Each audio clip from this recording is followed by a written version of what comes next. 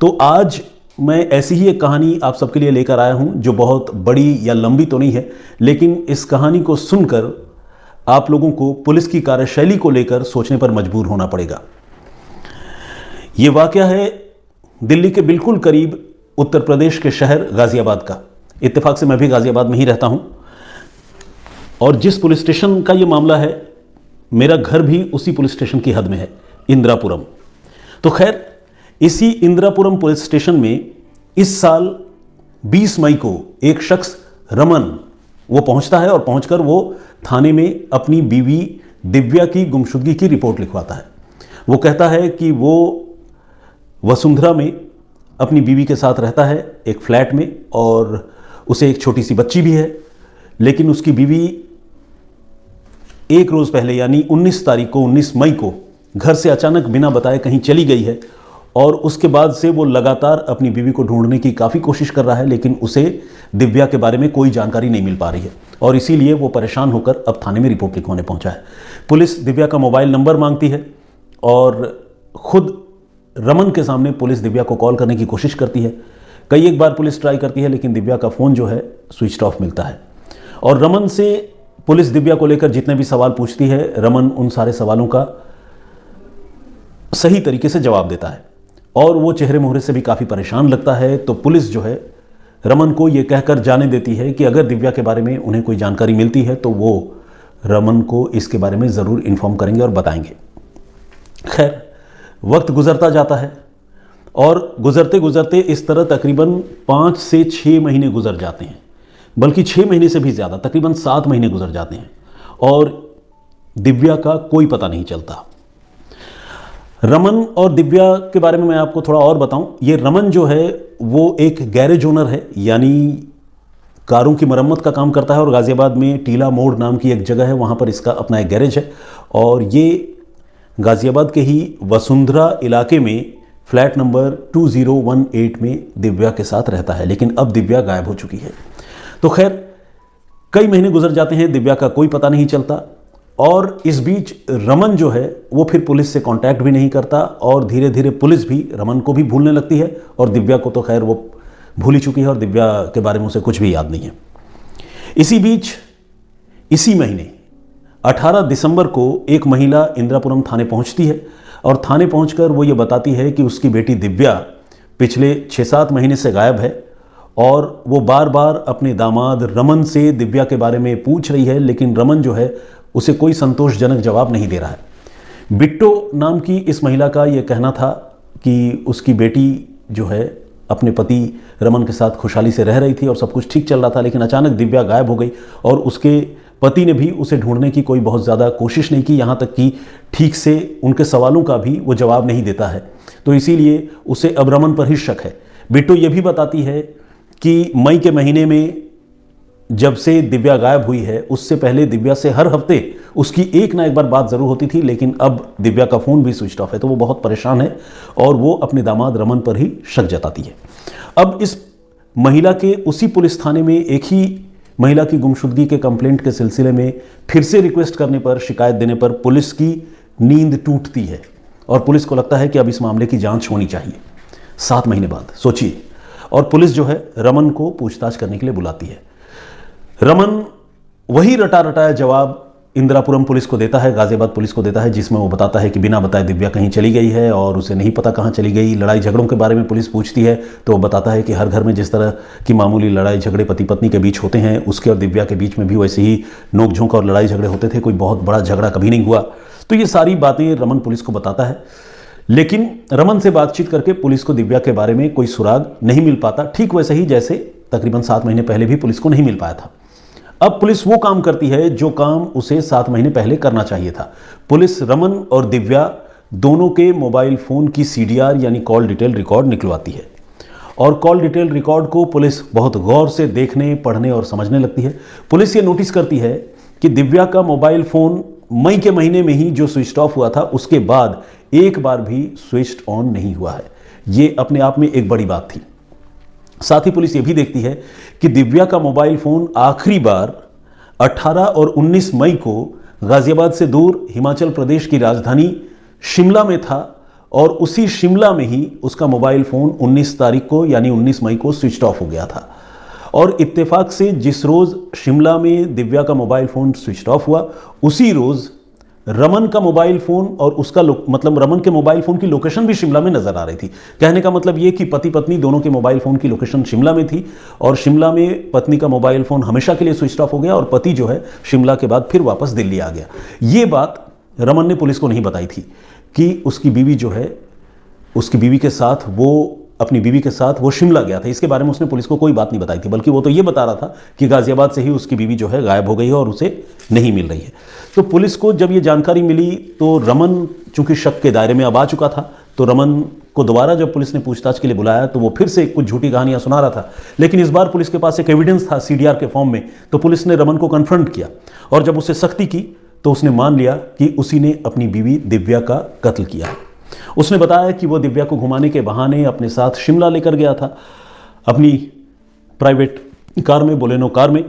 और वहां एक सुनसान जगह पर उसने गाड़ी रोकी और गाड़ी रोकने के बाद उसी की चुन्नी से, दिव्या की चुन्नी से ही दिव्या का गला घोंट दिया और उसकी लाश जंगल में फेंक दी। इसके बाद वो वहां से वापस चला आया। अब रमन ने ये कहानी तो पुलिस को बता दी, अपना जुर्म तो कबूल कर लिया, लेकिन पुलिस के सामने सबूत जुटाने की बड़ी चुनौती थी, खासकर उस लाश के बारे में पता करने की जो अब से तकरीबन 7 महीने पहले पहाड़ों में, जंगलों में या यूं कहे कि खाई में फेंकी गई थी। पुलिस अब इस लाश के बारे में पता करने के लिए गाजियाबाद की पुलिस इन शिमला पुलिस से कांटेक्ट करती है। I am sorry, Shimla police से पुलिस कांटेक्ट करती है गाजियाबाद की पुलिस और पूछती है, ये बताती है कि क्या मई के महीने में आप लोगों को शिमला के आसपास के किसी इलाके में किसी महिला की लाश मिली थी? क्या आप लोगों ने कोई महिला की लाश बरामद की थी? इसके बारे में जब इंदिरापुरम पुलिस यानी गाजियाबाद पुलिस शिमला पुलिस से पूछती है तो शिमला पुलिस ये कंफर्म करती है कि हाँ, उन्होंने 26 मई को अपने इलाके में एक महिला की लाश बरामद की थी और उस महिला की लाश को देखने से ये लगता था कि उसकी मौत जो है वो सांस रोके जाने से या गला घोंटे जाने से हुई है। लेकिन चूंकि लाश लावारिस थी और उस महिला की गुमशुदगी की कोई रिपोर्ट आसपास के किसी भी थाने में दर्ज नहीं थी, तो उन्होंने थक हार कर उस महिला का अंतिम संस्कार कर दिया, यानी उस लाश को लावारिस लाश समझकर उसे जला दिया। लेकिन शिमला पुलिस ने इतना ज़रूर किया था कि इस लावारिस लाश की कुछ तस्वीरें उतार ली थी। जब गाजियाबाद पुलिस ने शिमला पुलिस से कांटेक्ट किया और इसके बारे में पूछा तो शिमला पुलिस ने वो तस्वीरें गाजियाबाद पुलिस को भेजी। अब गाजियाबाद पुलिस ने, रमन तो खैर कस्टडी में था ही, गाजियाबाद पुलिस ने रमन की सास यानी दिव्या की माँ बिट्टो को बुलाया और उन्हें उस लाश की तस्वीरें दिखाई और पूछा कि क्या ये आपकी बेटी की लाश है? तो महिला उन तस्वीरों को देखते ही फूट फूट कर रोने लगी और उसने कन्फर्म किया कि हाँ, ये लाश जो है उनकी बेटी दिव्या की ही है। इसी के साथ पुलिस ने उनको ये भी बताया कि आपकी बेटी दिव्या की हत्या हो चुकी है और ये लाश उन्हीं दिनों शिमला पुलिस को मिली थी जिन दिनों आपकी बेटी गाजियाबाद से गायब हुई थी और जिन दिनों आपकी बेटी की गुमशुदगी की रिपोर्ट आपके दामाद ने गाजियाबाद पुलिस में लिखवाई थी, यानी मई 2022 की बात है ये। तो खैर अब ये तो कंफर्म हो गया कि रमन ने ही अपनी बीवी की हत्या की, उसे धोखे से घुमाने के बहाने शिमला ले गया, गला घोंटकर उसकी जान ले ली और लाश वहां फेंक कर फरार हो गया और यहां आके गुमशुदगी की रिपोर्ट दर्ज करा दी। मगर क्यों? उसने हत्या क्यों की? अब पुलिस के पास यह सबसे बड़ा सवाल था। तो इस सवाल का जवाब भी पुलिस की तफ्तीश में मिला। रमन और दिव्या असल में शादीशुदा नहीं थे, ये दोनों अनमैरिड थे, लेकिन दोनों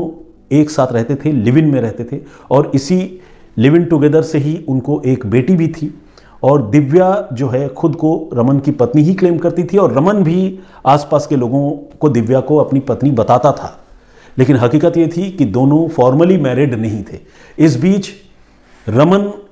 किसी और महिला के करीब आ गया और न सिर्फ करीब आ गया, उसने उस दूसरी महिला से चुपके से शादी भी कर ली।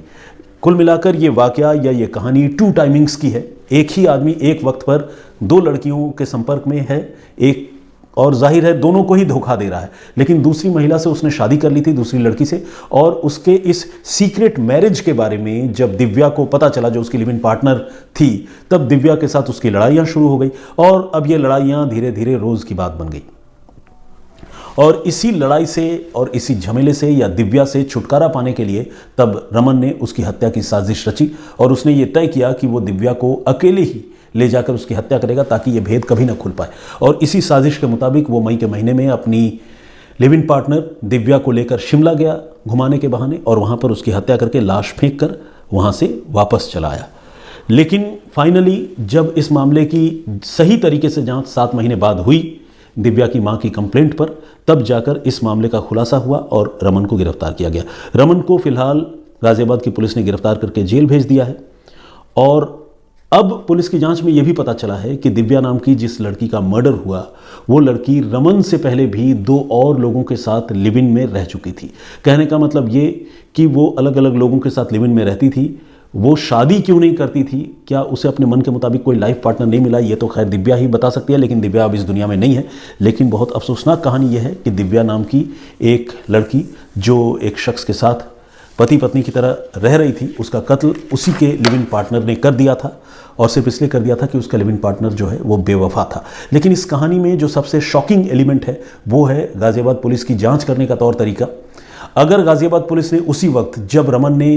दिव्या की गुमशुदगी की रिपोर्ट लिखवाई थी तब अगर गाजियाबाद पुलिस ने संजीदगी से इस मामले की जांच की होती तो गाजियाबाद पुलिस को उसी वक्त ये पता चल जाता कि दिव्या और रमन इन दोनों का लास्ट लोकेशन शिमला था और शिमला के बाद भी रमन के मोबाइल फ़ोन की लोकेशन तो